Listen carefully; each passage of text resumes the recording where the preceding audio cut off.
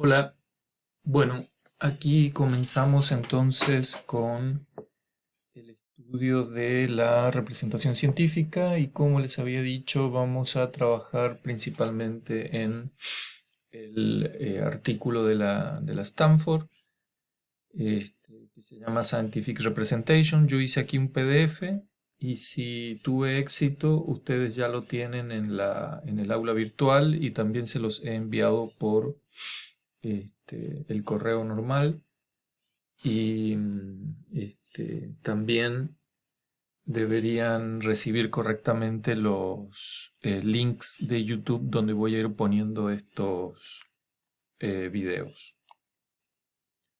Muy bien, entonces el artículo, bueno, es Scientific Representation. Ya aquí focaliza sobre los problemas que se van abriendo en relación con lo que se llama ciencia o la práctica científica. No hay un tratamiento aquí de la representación en general. Un tratamiento en general fue lo que, o es lo que ustedes están trabajando, leyendo en Sheffer, este, que es el texto que yo elegí para que lo tengamos presente durante todo el curso y podamos contrastar y tomar de ahí elementos, ¿no? Muy bien. Voy a ir leyendo y comentando, ¿no? Science provide us with representation of atom, elementary particles, polymer population. Es decir, acá hay una cita de la gran cantidad de representaciones que maneja la ciencia, ¿no? Desde aviones o representaciones para terremotos, fuegos, irrigaciones, bueno, todo lo que está detallado ahí. Es a través de estas representaciones, dice acá, ¿no es cierto?, que aumentamos nuestro conocimiento del mundo. Ustedes tienen que ir familiarizándose con el término epistémico, ¿no es cierto? Es decir, las representaciones son epistémicas en ciencia en el sentido de que a través de ellas conocemos. No hablamos de epistemológico, es decir, de cómo justificamos esos conocimientos, sino de epistémico en el sentido de que es a través de ellas que accedemos al conocimiento. Esto que estoy diciendo no es una verdad consolidada, ¿no es cierto? Es decir, hay mucha gente que dice que las representaciones son justamente lo contrario, es decir, que no son el acceso al conocimiento. Pero bueno, aquí el punto de partida es que se considera que ellas son, y si fuera así, cuáles son los problemas que se presentan y cómo analizarlo. ¿Está bien? Es decir, acá no hay verdades consolidadas respecto a este tema, sino puntos de partida, condiciones de análisis y se avanza, ¿no?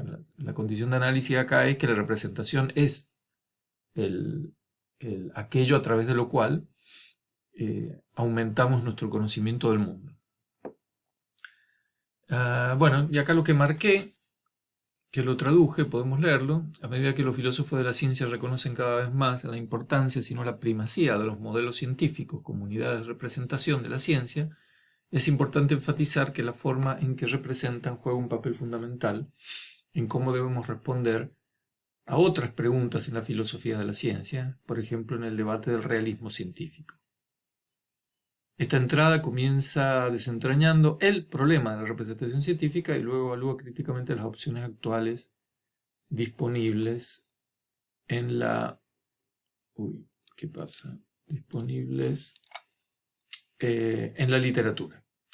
Claro, lo que, digamos, lo que cosechamos acá de esto es que naturalmente hay una conexión directa entre modelos científicos y la noción de representación, tanto así que acá dice que los modelos científicos son unidades representacionales de la ciencia. Claro, pero esta relación no es una relación de identidad y por eso hay que analizarlo de manera separada. Entonces por eso le vamos a dedicar primero un un tiempo al análisis de la representación científica y por otro lado al análisis de los modelos científicos. Son cosas que hay que analizarlas de manera separada, ¿no es cierto? Muy bien. ¿Cuáles son los problemas que aparecen en relación con la representación científica, ¿no? Claro, el inicio no es muy prometedor y lo que continúa, les digo, que tampoco mucho porque es un tema bastante complejo y que requiere de mucho análisis, pero en principio, acá dice here, any representation that is the product of a scientific endeavor is a scientific representation. ¿Qué es una representación? El producto de cualquier esfuerzo o emprendimiento científico, ¿no es cierto?, es considerado una representación. Claro que esto no aclara mucho, ¿no es cierto? Y él mismo pregunta acá cómo funcionan estas representaciones. Muy bien, entonces, fíjense que aquí en esta parte va a plantear digamos, la fuerza que tiene lo problemático en este tema de la representación científica.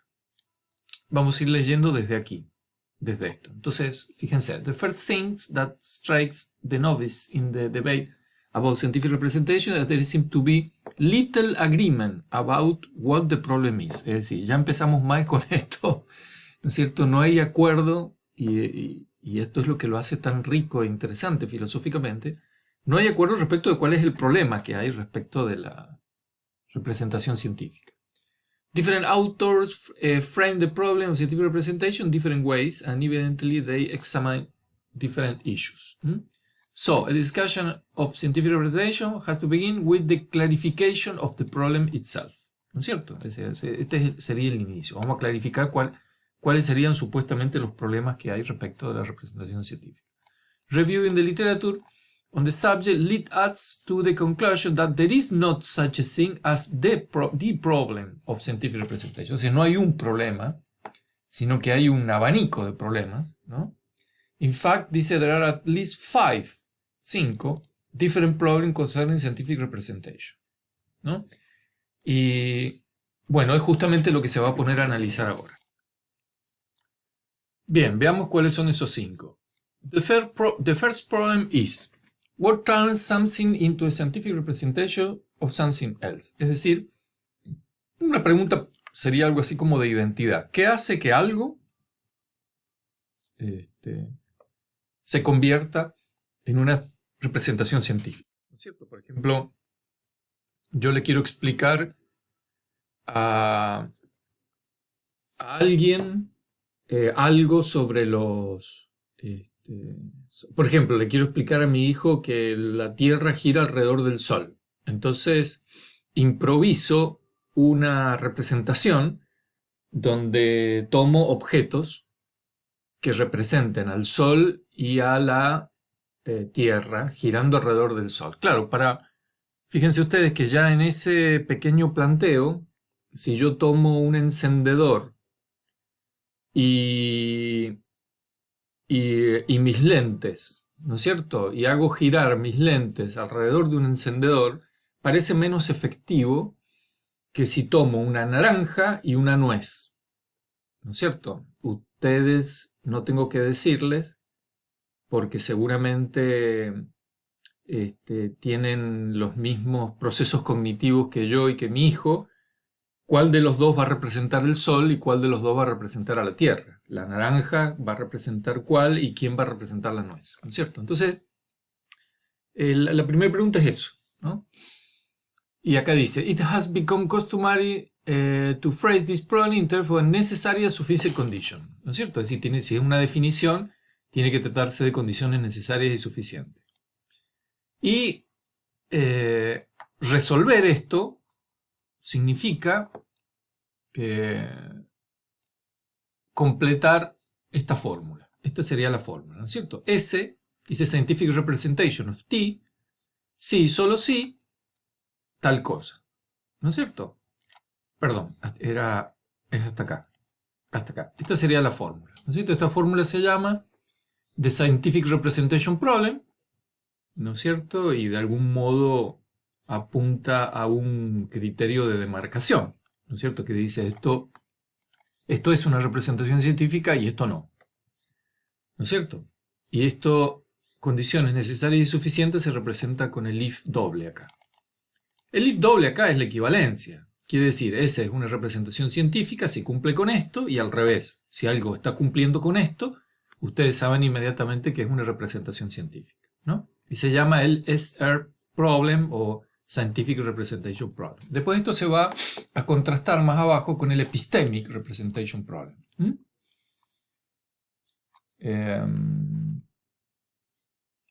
Sí, en cierta forma planteado así como está, da la idea de que hay algo así como un criterio de demarcación concreto y científico, ¿no? No cualquier cosa puede ser una representación científica según este punto de vista.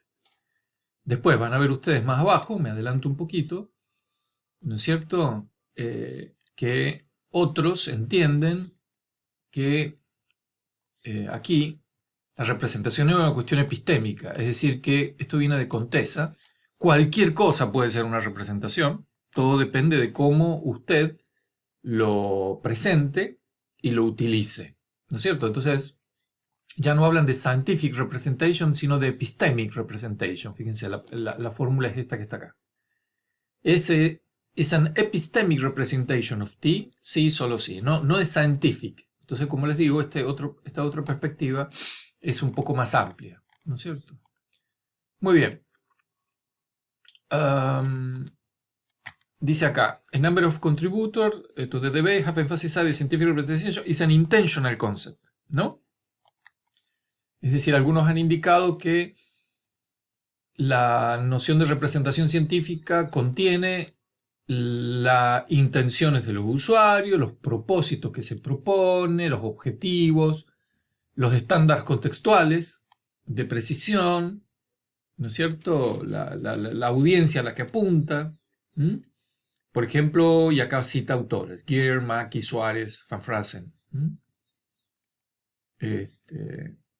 Y naturalmente que esto le da incluir estos elementos en el análisis le da una perspectiva pragmática, ¿no es cierto? Claro que no todas las perspectivas de acercamiento a la representación científica los contienen. Por ejemplo, tradicionalmente en matemática, la noción de modelo, cómo representa un modelo en matemática, no parece tener mucho que ver con propósitos, la audiencia que escucha, más bien parece ser independiente de todo eso, ¿no?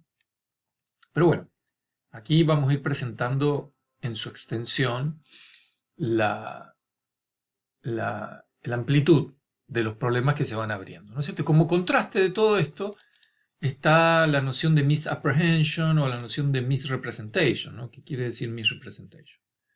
Y de fondo el tema del debate realismo-antirrealismo, ¿no es cierto? O sea, todos esos temas, realismo-antirrealismo, por ejemplo, no se puede entender si uno primero no hizo una indagación al respecto de la representación científica, ¿no? Bien. Bien, a continuación el texto se detiene en este punto que es muy importante, ¿no es cierto? Y que lo llama condition of adequacy, y que debe cumplir, ¿no es cierto?, toda noción de representación científica, y es la de que, según este criterio, ¿no es cierto?, las representaciones científicas deben permitir la postulación de hipótesis sobre los target systems. Esto es lo que se llama la condición de surrogative reasoning, o razonamiento subrogante, en el sentido de un subrogante jurídico, así que, ¿no es cierto? Por ejemplo, ahora si se muere Trump, va a haber un presidente subrogante que normalmente es el vicepresidente, ¿no es cierto? Alguien que ocupa el lugar y ejerce, ¿no es cierto? Entonces la representación científica ocupa el lugar de la cosa de estudio, ¿no es cierto? ¿Y en qué sentido ocupa el lugar? En el sentido de que debe permitir hacer hipótesis como si fueran